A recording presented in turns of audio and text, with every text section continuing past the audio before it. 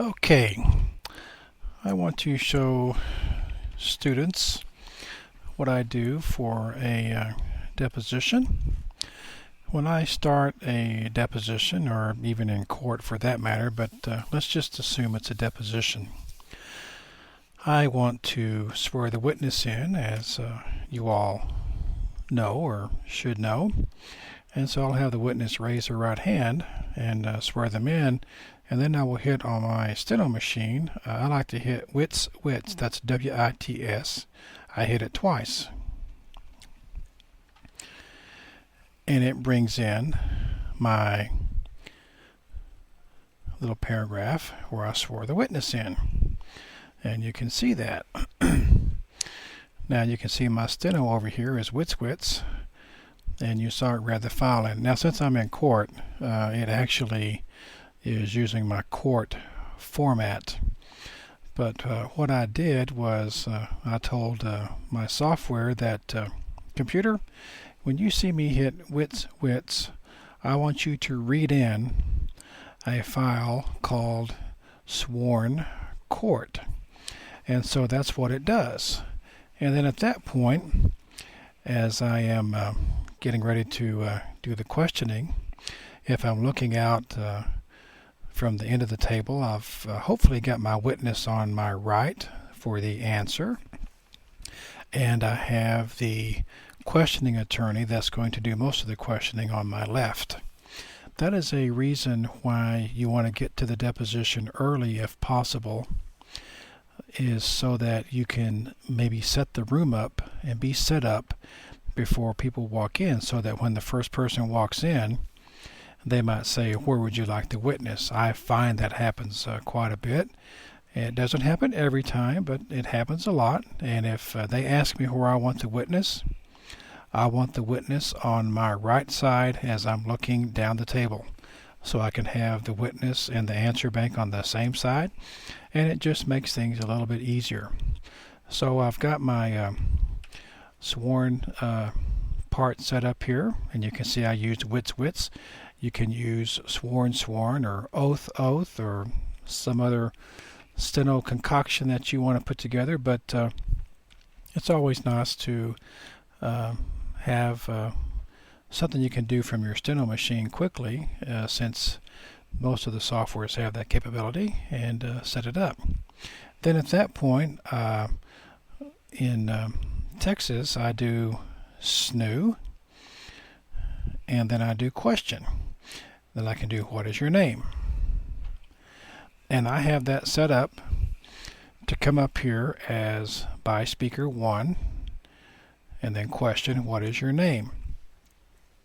Now I've told the software that when I start a new examination, I want to have the setup come up this way. I want to have by speaker 1, and then I want to have the question stroke. And so that's what I do. So if you look here, I've got my wits, then I've got my snoo, and then my question stroke. And then I write, what is your name, in one stroke. Now he's going to answer, Harry Lee, question, where do you live? I live in San Antonio, Texas, etc., etc. And then he might say, did you kill my client? Some stupid question like that. And then, of course, we're going to have an objection. So then I'm going to hit my speaker identification for objection, which is I use I period. And then I object to the question. And I'm going to hit that. So I'm going to hit my I period, and then I object to the question. And by doing that, I've got that defined as colloquy. And I use the I period. Now you might say, well, Breck, that's my capital I. Well, in my case, if I want to have the capital I come out, I use the asterisk with I period, because I use this stroke a whole lot more than I will ever use the letter I spelling a word out. And so it's no trouble for me to make that one little change in my alphabet to put the asterisk in for the capital I, because it works for me. And that's the whole important thing, is that whatever works for you, and you can make it come up quickly. Now, at this point, what do I do next? If the questioning attorney comes back and wants to say something, then I will hit my question bank only. Are you not going to answer the question? Now this time my software is set up that anytime there's colloquy and I hit just the question bank, which is right here, you see I wrote the objection. I object to the question, and you can see it follow along there. Then I come down here to the next line, and all I had to do was write the question stroke. Are you not going to answer the question? And I hit the question mark, and then the witness is going to say, no, I'm not. So I've got it set up here to where I've got my colloquy where I need it, and then I come back with a by speaker. This is a requirement in Texas. What you could possibly have also is you could possibly have something like this. I'll jump down here and do question, did you kill my client? And you can say, I object to the question. And then you could come back and you could possibly do something like snoo, and then are you not going to answer? Now some states and some people require it to be this way. And I wrote the snoo, and I wrote the question mark, and then I wrote what was said. Much the same way as up here, but in this case I had to do a little extra stroke there to make it come up that way. Now, in Eclipse, if that's how you want it to be every single time, you can go into your settings and you can change some things around to where this will come up like this down here. By speaker 1 question instead of question paren by speaker 1. And I can show that on another video. But what I'm trying to show you here is how you do colloquy and the like. Now, he says, no, I'm not going to answer. So let's do another example here of another way you could possibly set up your colloquy. We're going to have a question. Did you kill my client? And the attorney is going to say, I object to the question. Don't answer the question. And then the witness might say to his attorney that says don't answer the question, okay. Then the witness may come back and say, I am not going to answer that question. And then I'm going to hit the stroke. Okay. So now here, this is where you will find a discussion all across the board as far as how someone sets up this example right here. Okay? Did you kill my client? That's of course a good question. That should be a question. And then the speaker, the witness's attorney, says, I object to the question. Don't answer the question. And then you can see here I wrote I answer bank. That's how I identify the witness in colloquy. I use the answer bank for the witness when he's answering questions, and I just throw the I in there with the answer bank to put the witness in colloquy. And I have that defined to make it be colloquy when it's I answer bank, as opposed to the one before, which is the I period, which is the attorney most of the time that I use for the witness. So then you can see I wrote I answer bank, okay, period. Then I come back with the answer. I am not going to answer that question.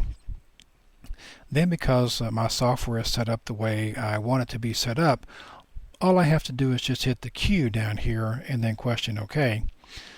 And it comes up correctly for me with the question and then by speaker 1. So some people will set their computer up to do it this way. Did you kill my client? I object to the question. Don't answer that question. Okay, I did not kill your client.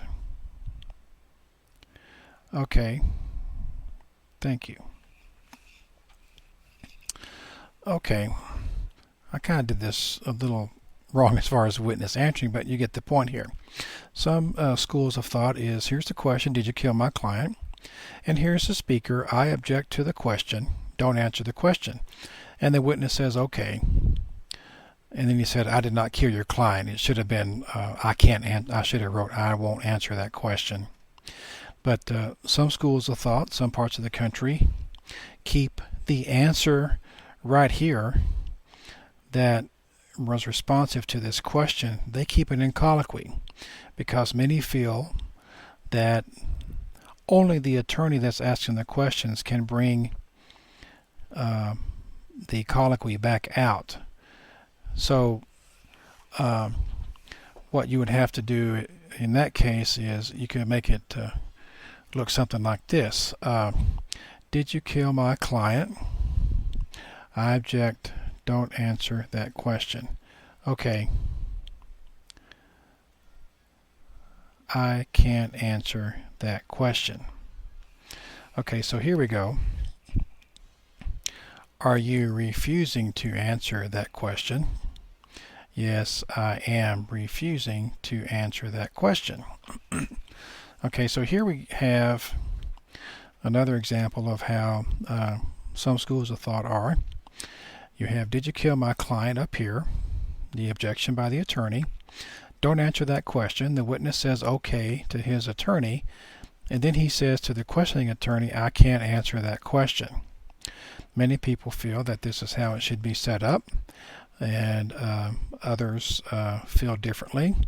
And then when the attorney comes back asking the question, then the witness is back in the answer format. Yes, I'm refusing to answer that question is referring to this. Others do it differently, and I think I've showed you the examples of the different variations on how speakers and colloquy and stuff like that can be set up. And I hope this kind of helps you students kind of see how colloquy takes place as far as stuff like this. And when I get to a part where, okay, I think I will not ask you any more questions, and the witness can say okay, and then you'll have colloquy, I pass the witness. Okay, so then if there was another attorney, maybe another person that wants to ask questions, maybe a second defense attorney or something, I would hit like cross, and then I have my cross-examination drop in there. And you can see here I've got the cross in there, and you can see over here is my cross. And we'll have like maybe a second attorney. I'll have it be the lower bank on the left side.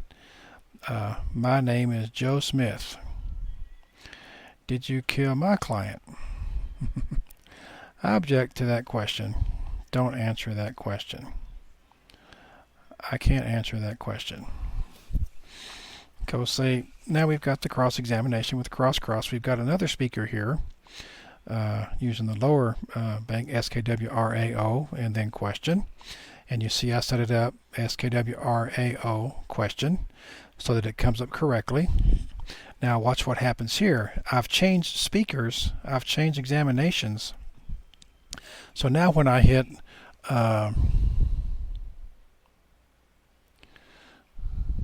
okay, thank you, I can do it this way, where some people like to do the SKWR and then the question again, or since I've changed speakers here by using the SKWRAO and the question bank, I can make it look like this.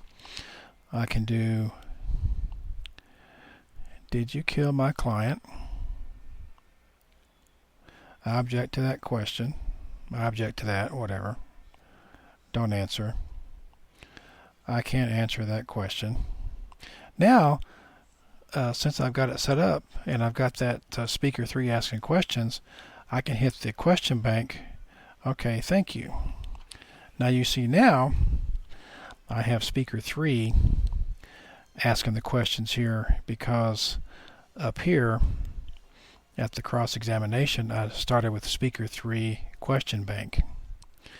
And I can go on and on here setting up new examinations and starting it with the speaker stroke and then the question bank, and my software will remember which speaker is asking questions until I do another speaker ID and a question bank. And now we've got okay, I passed the witness. Then we can have perhaps some redirect. So I hit RD, and that reads in a redirect file. Now back to my questions. And then I can go down, and if he's through asking questions, I pass the witness. Now I can, let's pass the witness, not the kits. Now I can do, perhaps I could do recross, and that would be RK. That's how I use recross. Thank you for answering my questions. Now you see I did it wrong there, so I'm going to back that out. See, I've got to do that speaker and then question bank. Thank you for answering my questions. And there it sets up correctly. Then I can do the next speaker 3 again that I just got through putting right up above there. I pass the witness. Now let's say maybe I have another speaker, whatever it is, you just keep on doing that and keep throwing in the correct speaker ID with the question bank, and if you have your software set up correctly, chances are it will do this for you, and you're good to go. And my further other examinations are, we've got recross right here, so I've got I had direct, cross, redirect. Now we have recross here. Now I have further redirect. So I use FRD twice, left FR and right D. Hit that twice.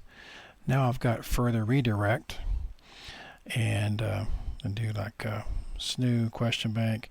I have more questions for you, and I can have I pass the witness. Now if there's more questions on the other person, I can have FRK twice for further recross. Hit that twice. Then I get the further recross examination to come up. I have more questions for you. I pass the witness. I could even have the court jump in there if they wanted to, which is my all banks left and right. You can see right here is the court.